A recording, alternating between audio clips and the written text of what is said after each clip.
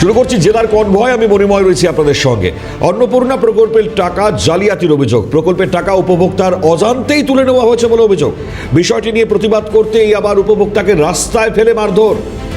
ঘটনায় ব্যাপক চাঞ্চল্য ছড়িয়েছে মালদার চাঁচল থানার ভেবা এলাকায়। আহত উপভোক্তা চাঁচল সুপার স্পেশালিটি হাসপাতালে চিকিৎসাধীন। অভিযুক্ত সিএসপি কর্মী রানু চৌধুরী, তার বিরুদ্ধে থানায় লিখিত অভিযোগ। অন্নপূর্ণা প্রকল্পের টাকাতে জালিয়াতির অভিযোগ, বড় অভিযোগ এই মুহূর্তে সামনে আসছে মালদা থেকে। প্রকল্পের টাকা উপভোক্তার অজান্তেই নাকি তুলে নেওয়া হয়েছে বলে অভিযোগ।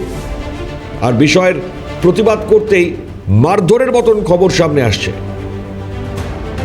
অভিষেক রয়েছেন টেলিফোন দান আমাদের প্রতিনিধি। অভিষেক, ঠিক কি অভিযোগ সামনে আসছে জানাও।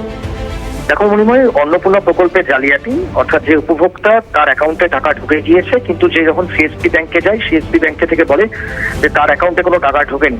এরপর সে ব্যাংক স্টেটমেন্ট চেক করে যে গত 2 তারিখে সেই টাকা তুলে নেওয়া হয়েছে, কিন্তু উপভোক্তা জানেনই না যে তার অ্যাকাউন্টে টাকা তুলে নেওয়া হয়েছে। এই ঘটনার প্রতিবাদ করতেই তিনি সিএসপি কর্মীকে ধরেন। এরপর সিএসপি কর্মী তাকে বেধড়ক মারধর করে। বর্তমানে সে চাঁচল সুপার স্পেশালিটি হাসপাতালে চিকিৎসাধীন অবস্থায় রয়েছেন।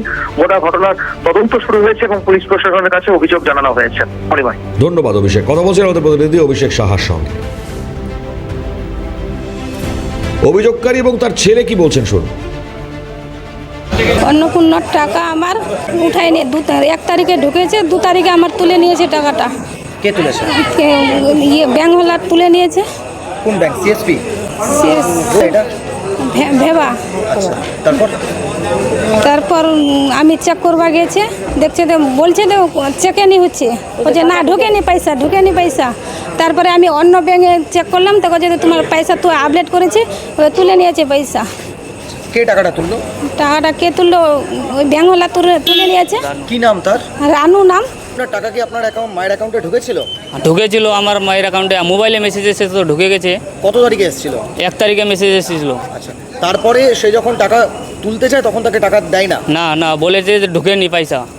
হ্যাঁ, চলছিল। তাহলে টাকা কি আপনি পেয়েছেন? না এখনো পাইনি। তাহলে এই কথা জানাতে গিয়েই কি আপনার মাকে মারধর করা হয়? হ্যাঁ, এই বলার বোধেই মারধর করে আমার মাকে।